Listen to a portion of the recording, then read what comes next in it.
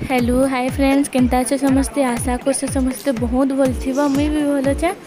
आके मोर video skip ना करबे जे अच्छा नुआ सब्सक्राइब जरूर करबे निजर फ्रेंड मान को शेयर जरूर करबे। इटा हूँ आमर गाँव कीर्तन कलश स्थापना दिन अटे जेनटा कि मुझे वीडियो बनी थी एड करे समस्त को शेयर करवा लगी वीडियो टी लेट रे जाऊँचे कहीं मोर एडिट करवार प्रॉब्लम है लाइन भी ना थी बोले हेतले समस्त पाखे वीडियो लेट थी जाऊँचे हमर गाती होता कीर्तन 1-2 तारीख के और आगे देखी पारे समस्ते कि केनता कीर्तन मान आनी आमर गाती बहुत भल भल थी थर समस्ते कहते जानी मुई तो अंते देखी भी जे ना पाली निनी भी छोट सी हाथी और सीता के धरिक के न देखी पार्बे बोली एते भी मत कीर्तन टिके शौक नहीं ना जे शौकियान देखी पार्बे केनता भल भल दल मान आनी और देखुनीटा माओ में जीतनु कलसी भी हबार लगी बेले छुआटा घरे थी लगी जल्दी जल्दी जीतनु टी वीडियो बन कर समस्त को यहाँ देखाबार चेष्टा करुचे और मोर वीडियो स्किप ना करबे लास्ट तक जरूर देखबे कहीं आमर गाँव भल भल इथर कीर्तन आनी लेडीज पार्टी माने बोले जे इच्छा रखसन कीर्तन शौकिया ना से माने देखबे मोर वीडियो स्किप ना करबे शेयर जरूर करबे जे नुआ आछन सब्सक्राइब जरूर करबे।